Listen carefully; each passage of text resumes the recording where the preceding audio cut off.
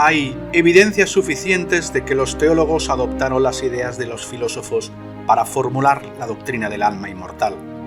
La obra francesa, Diccionario Enciclopédico de la Biblia, dice: el concepto de la inmortalidad es producto del pensamiento griego.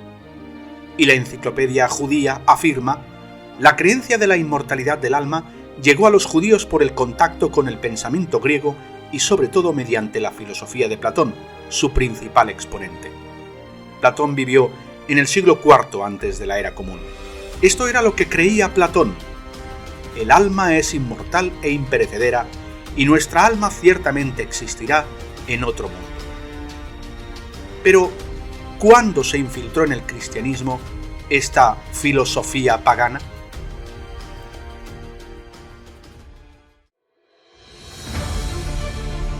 Hola amigos de Pixelando la Historia. Vamos a considerar el alma inmortal o la resurrección de los muertos.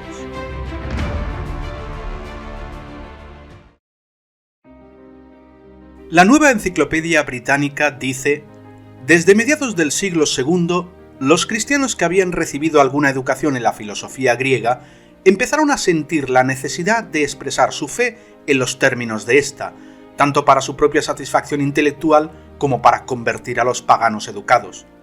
La filosofía que más les convino fue el platonismo. Por eso, como dice esa enciclopedia, los filósofos cristianos primitivos adoptaron el concepto griego de la inmortalidad del alma. Hasta el Papa Juan Pablo II reconoció que la doctrina del alma inmortal incluye teorías de ciertas escuelas de filosofía griega.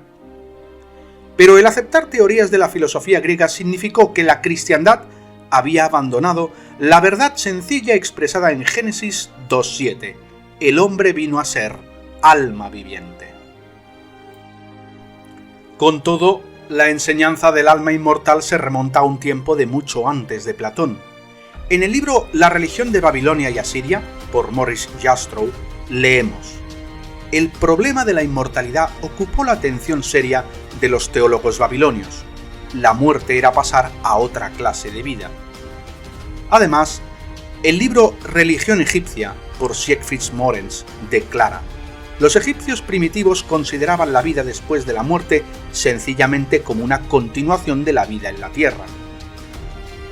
La enciclopedia judía señala la relación entre esas religiones antiguas y Platón cuando dice que Platón llegó a la idea de un alma inmortal mediante misterios órficos y eleusinos en los cuales se combinaban extrañamente puntos de vista babilonios y egipcios. Por lo tanto, la idea del alma inmortal es antigua. De hecho, después que Adán hubo recibido la advertencia de que moriría si desobedecía a Dios, a Eva, la esposa de Adán, se le expresó un punto de vista contrario. Se le dijo: positivamente no morirán. En aquella ocasión se sembraron las semillas de la doctrina del alma inmortal, y desde entonces, una cultura tras otra ha adoptado el punto de vista pagano de que uno en realidad no muere, sino que sigue viviendo después de todo.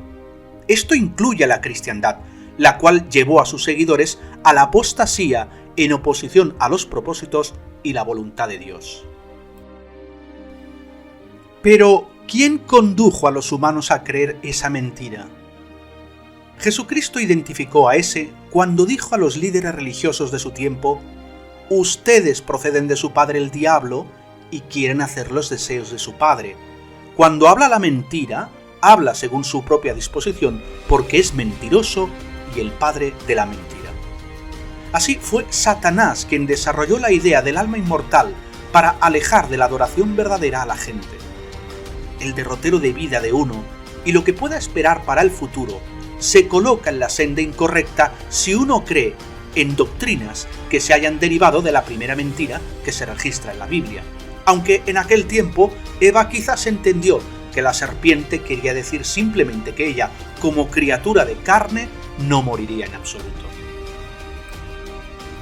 Como dijimos, la Biblia no enseña que los humanos tengan un alma inmortal o algo parecido o sinónimo a alma, como imperecedero, incorruptible o invisible. Pero, ¿por qué habla entonces la Biblia de la esperanza de vida eterna? Además, ¿No dice la Biblia en la primera carta a los Corintios capítulo 15 y versículo 53, esto que es mortal tiene que vestirse de inmortalidad? ¿Y no fue Jesús al cielo después de su resurrección y enseñó que otras personas también podrían ir al cielo? Veamos. Y aún queda la pregunta pendiente, ¿qué le sucede al alma cuando alguien muere? Puesto que el alma es la persona, o a veces son los animales, o dependiendo de ciertos textos bíblicos es sinónimo de vida, está claro que el alma muere cuando la persona muere. En otras palabras, una persona muerta es un alma muerta. Muchos textos bíblicos confirman esto. Por ejemplo, Ezequiel 18:4 dice, el alma que peca, ella misma morirá. En Jueces 16:30 leemos, y Sansón procedió a decir, muera mi alma con los filisteos. Otros textos muestran que las almas pueden ser cortadas de la existencia, heridas a filo de espada, sofocarse, ahogarse. Un alma difunta o un alma muerta es una persona muerta. Entonces, ¿en qué condición están las almas muertas? Dicho de manera sencilla, la muerte es lo contrario de la vida. Todos nuestros sentidos están enlazados con nuestro cuerpo físico. Nuestras facultades de ver, oír y pensar dependen del funcionamiento apropiado de nuestros ojos, oídos y cerebro. Sin ojos no podemos ver, sin oídos no podemos oír, sin cerebro no podemos hacer nada. Cuando la persona muere, todos estos órganos físicos cesan de funcionar, cesamos de existir. Por eso, Eclesiastés 9:5 y 10 dice, en cuanto a los muertos, ellos no tienen conciencia de nada en absoluto. No hay trabajo, ni formación de proyectos, ni conocimiento, ni sabiduría en el sepulcro, el lugar a donde vas. Pero, ¿no enseña el Nuevo Testamento que el alma es inmortal? En absoluto. La Nueva Enciclopedia Católica admite, el Nuevo Testamento es fiel al entendimiento que sobre la muerte presenta el Antiguo Testamento. Es decir, el Nuevo Testamento enseña que el alma muere. Jesucristo no creía que el alma fuera inmortal. Preguntó, ¿es lícito en sábado hacer un hecho bueno o hacer un hecho malo? ¿Salvar un alma o matarla? Incluso el apóstol cristiano Pablo también apoyó el punto de vista del Antiguo Testamento acerca del alma cuando citó de Génesis 2:7. Así también está escrito, el primer hombre, Adán, llegó a ser alma viviente. Entonces, ¿cómo se convierte en doctrina eclesiástica este concepto platónico? La Enciclopedia de Religión y Ética, por James Hastings, explica: cuando el evangelio cristiano salió por la puerta de la sinagoga judía y entró en la arena del Imperio Romano, una idea del alma fundamentalmente hebrea fue transferida a un entorno de pensamiento griego, y las consecuencias del proceso de adaptación no fueron mínimas. Los maestros de la Iglesia se esforzaron por hacer su mensaje inteligible a un mundo de pensamiento griego, usando los términos y conceptos ya fijos de la psicología griega.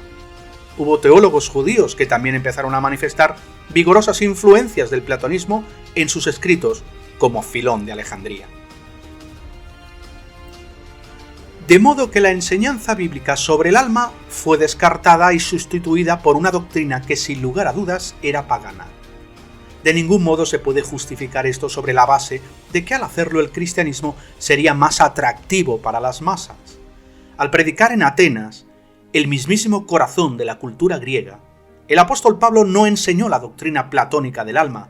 Al contrario, predicó la doctrina cristiana de la resurrección, aunque a muchos de sus oyentes griegos se les hizo difícil aceptar lo que dijo. Sí, la Biblia habla de la esperanza de una resurrección para todos los que están en la memoria de Dios. Cristo Jesús confirmó así que esta esperanza se realizará. Dijo él, no os maravilléis de esto, porque vendrá la hora cuando todos los que están en los sepulcros oirán su voz. La enciclopedia judaica define la resurrección como la creencia de que al final los muertos volverán a vivir en la tierra en sus respectivos cuerpos. La misma obra de consulta también comenta que la creencia adoptada por el judaísmo de que el hombre tiene un alma inmortal, presenta un dilema.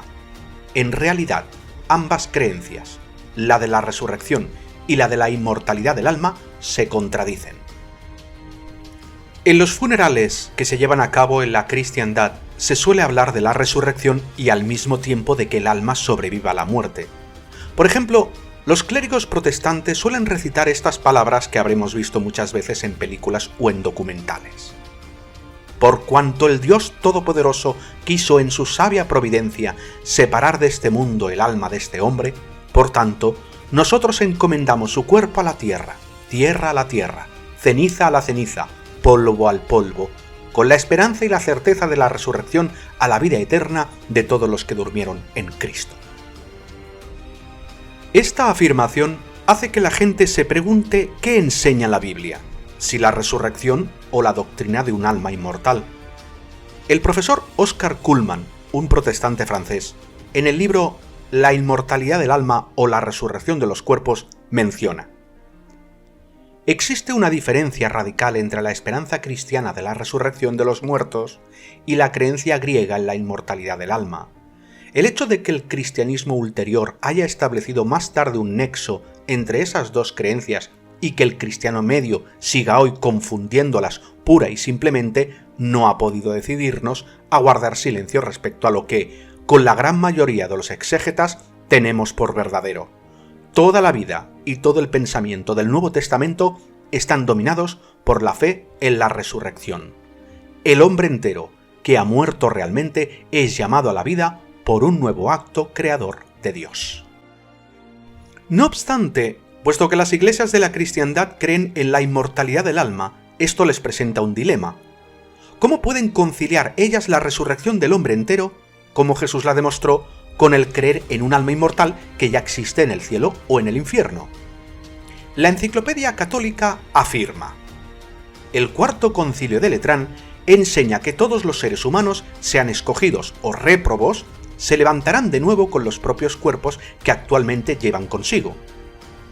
Sigue añadiendo la enciclopedia: como el cuerpo es el acompañante de los delitos del alma y el compañero de sus virtudes, la justicia de Dios parece exigir que el cuerpo comparta el castigo y la recompensa del alma. Así, según esta creencia, el cuerpo será unido de nuevo con el alma en el cielo o en el infierno. ¿Por cuánto tiempo? Esa fuente sostiene: a los cuerpos levantados, tanto de santos como de pecadores, se les concederá inmortalidad. No sorprende que en general la gente pueda estar confundida respecto a la muerte y la resurrección. Para resolver esta cuestión tenemos que acudir a la Biblia, que presenta la verdad revelada por el Creador del hombre. En la Biblia se documentan un buen número de resurrecciones. Veamos algunas.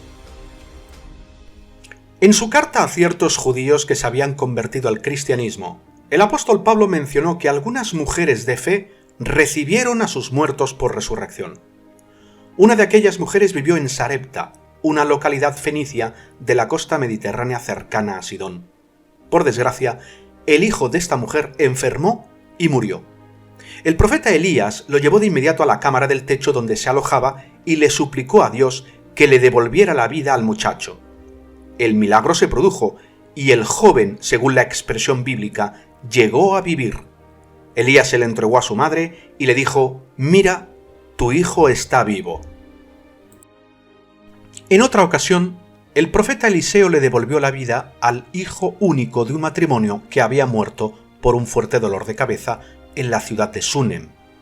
Al igual que la viuda de Sarepta, la mujer de Súnem sabía que lo que había ocurrido era fruto del poder de Dios. Ambas mujeres sintieron el indescriptible gozo de ver cómo Dios devolvió la vida a sus queridos hijos. Y no mencionan para nada, ni en este ni en otros relatos bíblicos, que estuvieran apesadumbradas porque las almas de los niños mientras estaban muertos pudieran estar en la presencia de Dios. De las resurrecciones que efectuó Jesús estuvo el hijo de una viuda en la ciudad de Naín y la hija de 13 años del presidente de la sinagoga llamado Jairo. Pero la más conocida de las resurrecciones que llevó a cabo Jesús fue la de un amigo íntimo suyo llamado Lázaro. En esta ocasión pasó algo de tiempo entre la muerte de Lázaro y el momento en que Jesús se presentó en la casa de la familia en Betania. Para cuando Jesús llegó, Hacía 4 días que Lázaro había muerto. Ante la petición de Jesús de que quitaran la piedra que tapaba la entrada a la cámara funeraria, Marta expresó sus reparos diciendo: «Señor, ya debe oler mal porque hace 4 días». Ante la afirmación de Jesús de que su hermano se levantaría, Marta le respondió: «Yo sé que se levantará en la resurrección en el último día». Marta pensó que Jesús estaba hablando de la resurrección futura en el último día. Algunos líderes religiosos de su época, los saduceos, negaban la creencia de la resurrección, y los fariseos creían en la inmortalidad del alma. En cambio, Marta sabía que Jesús enseñaba la esperanza de la resurrección y que incluso ya había resucitado a algunas personas, aunque ninguna de ellas había estado tanto tiempo muerta como Lázaro. Si Lázaro hubiera seguido viviendo después de morir y su alma hubiera ido al cielo, ¿lo habría sacado de allí para traerlo de nuevo a la tierra? Como dice la expresión bíblica, Lázaro estaba dormido en la muerte, en la tumba. Jesús le devolvió la vida y los reunió con su familia. ¿Por qué Lázaro no dijo nada de su fantástica aventura en el cielo? Porque Lázaro estaba realmente muerto, y la resurrección es el medio que Dios utiliza para devolver la vida, y no la inmortalidad del alma. Cuando el apóstol Pablo estuvo en Atenas, predicó el Evangelio a una multitud que incluía algunos filósofos griegos. Esta escuchó la exposición de Pablo sobre el único Dios verdadero y su exhortación al arrepentimiento. ¿Qué sucedió a continuación? Pablo terminó su discurso diciendo: «Por cuanto ha establecido un día en el cual juzgará al mundo con justicia por aquel varón a quien designó, dando fe a todos con haberle levantado de los muertos». Pero cuando oyeron lo de la resurrección de los muertos, unos se burlaban y otros decían: «Ya te oiremos acerca de esto otra vez». El teólogo Oscar Cullmann observa: «Los griegos que creen en la inmortalidad del alma habían de encontrar dificultades infinitamente mayores que otros en aceptar la predicación cristiana de la resurrección. La doctrina del gran Sócrates, del gran Platón, es incompatible con las enseñanzas del Nuevo Testamento». De todos modos, después de la gran apostasía que siguió a la muerte de los apóstoles, los teólogos se esforzaron por compatibilizar la enseñanza cristiana de la resurrección con la creencia platónica del alma inmortal. Con el tiempo, algunos concordaron en una solución novedosa. Cuando la persona muere, el alma se separa, se libera del cuerpo. Luego, según la obra Esbozo de la doctrina de la resurrección de Cook, en el día del juicio, cada cuerpo se une de nuevo con su propia alma y cada alma con su propio cuerpo. Se dice que la resurrección será esa futura reunión del cuerpo con el alma inmortal. Esta teoría es todavía la doctrina oficial de las principales iglesias. Aunque es posible que los teólogos la encuentren lógica, para la mayoría de los feligreses es un concepto desconocido. Ellos simplemente creen que cuando mueren irán directamente al cielo. Por esa razón, el escritor John Carby dijo en tono acusatorio: «La creencia de la mayoría de los cristianos sobre el más allá parece estar mucho más cerca del neoplatonismo que de nada que sea verdaderamente cristiano y no tiene ningún fundamento bíblico». En realidad, al cambiar la Biblia por Platón, el clero de la cristiandad privó a sus rebaños de la esperanza bíblica de la resurrección. Philippe Minot resume el dilema al que se enfrentan los teólogos católicos y protestantes en lo concerniente a la condición de los muertos. Él dice: «La inmortalidad del alma y la fe en la resurrección de los muertos son dos conceptos que están en planos completamente distintos, entre los cuales es necesario elegir». Además, el teólogo Gisbert Grishek dice: «Muchos creyentes ponen su esperanza en la inmortalidad del alma y, por el contrario, la esperanza en la resurrección, si no completamente, sí al menos en buena parte, ha venido a menos». Sin embargo, el Nuevo Diccionario de Teología explica que cuando se lee a los padres de la Iglesia como Agustín o Ambrosio, descubrimos algo nuevo con respecto a la tradición bíblica: la aparición de una escatología griega, fundamentalmente diferente de la judeocristiana. Esta nueva enseñanza se basaba en la inmortalidad del alma, en el juicio particular, con la recompensa o el castigo inmediatamente después de la muerte. Así pues, surgió una cuestión sobre el estado intermedio. Si el alma sobrevive a la muerte del cuerpo, ¿qué es de ella mientras espera la resurrección del último día? He aquí un dilema que los teólogos se han esforzado por resolver. En el siglo VI de la era común, el Papa Gregorio I alegó que al morir las almas van de inmediato a su lugar de destino. El Papa Juan XXII del siglo XIV estaba convencido de que los muertos recibirían su recompensa al final en el día del juicio. Sin embargo, el Papa Benedicto XII refutó a su predecesor. En la bula papal Benedictus Deus decretó que, nada más morir, las almas de los difuntos entran en un estado de dicha, el cielo, purificación, el purgatorio, o condenación, el infierno, para volver a unirse con sus cuerpos resucitados al fin del mundo. Pese a las controversias y los debates, las iglesias de la cristiandad han mantenido esta postura por siglos, aunque las iglesias protestantes y ortodoxas en general no creen en el purgatorio. Sin embargo, a partir de finales del siglo pasado, una cantidad cada vez mayor de eruditos ha señalado que la doctrina de la inmortalidad del alma no se origina en la Biblia.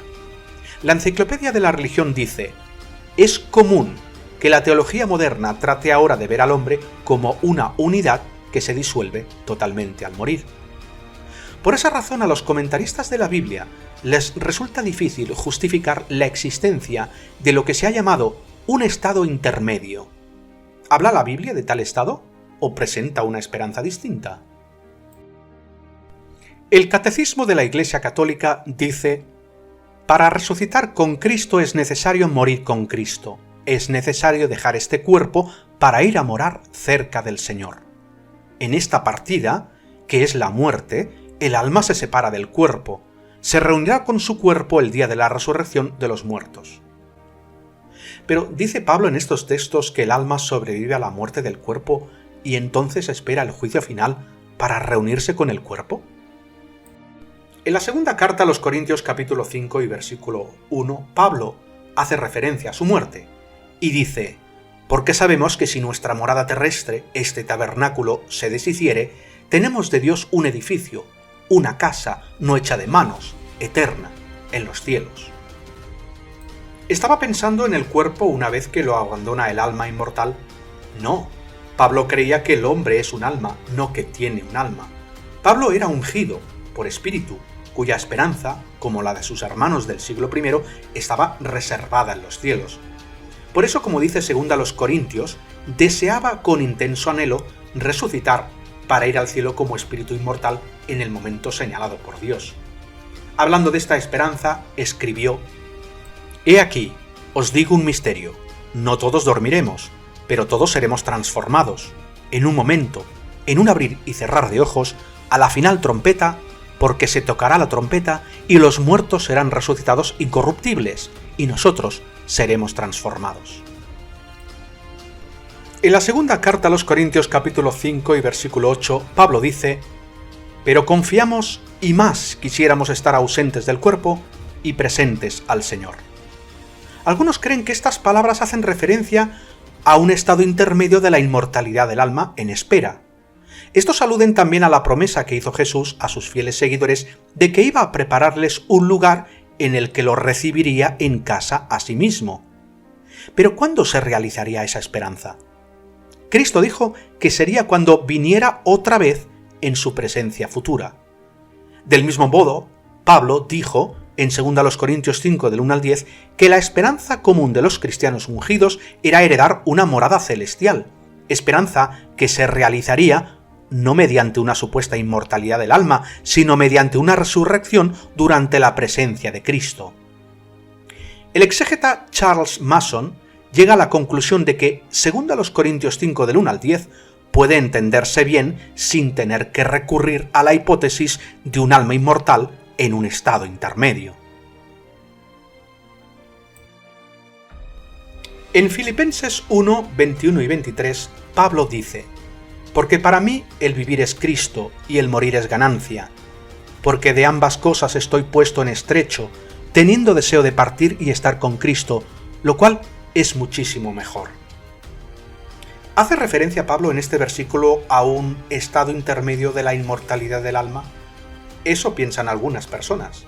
Sin embargo, Pablo dice que tenían en premura dos posibilidades, la vida o la muerte, y menciona una tercera posibilidad al añadir: pero lo que sí deseo es la liberación y el estar con Cristo. ¿Se refiere a una liberación para estar con Cristo inmediatamente después de la muerte? Como hemos visto, Pablo creía que se resucitaría a los fieles cristianos durante la presencia de Cristo. Por lo tanto, debe haber estado hablando de los sucesos futuros de ese periodo.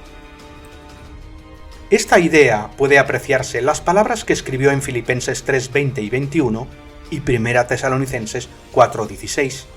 Dicha liberación durante la presencia de Cristo Jesús haría posible que Pablo recibiera la recompensa que Dios le había preparado. Los primeros cristianos creían que la resurrección comenzaría durante la presencia de Cristo y esta espléndida verdad bíblica les daba fortaleza y consuelo. Esperaban fielmente ese gozo futuro y rechazaban enseñanzas falsas sobre un alma inmortal. Por supuesto, la resurrección no está limitada a los cristianos que tenían la esperanza celestial. Patriarcas y otros siervos de Dios de la antigüedad tenían fe en que Dios puede hacer que los muertos vuelvan a la vida en la tierra. Incluso miles de millones de personas que en el transcurso de los siglos nunca conocieron a Dios, tienen la oportunidad de regresar a la vida en una tierra convertida en un paraíso, puesto como dice Hechos 24:15, va a haber resurrección así de justos como de injustos. En vez de hacernos creer que siempre habrá sufrimiento y muerte, Dios dirige nuestra atención al momento en que el último enemigo, la muerte, será eliminado para siempre. ¿Cuánto mejor es la esperanza de la resurrección de los muertos? Es segura, ya que la hipotética inmortalidad del alma humana, una doctrina que se basa no en la palabra de Dios, sino que viene de la filosofía griega. Si su esperanza se fundamenta en la promesa segura de Dios, usted también puede estar seguro de que pronto la muerte no será más.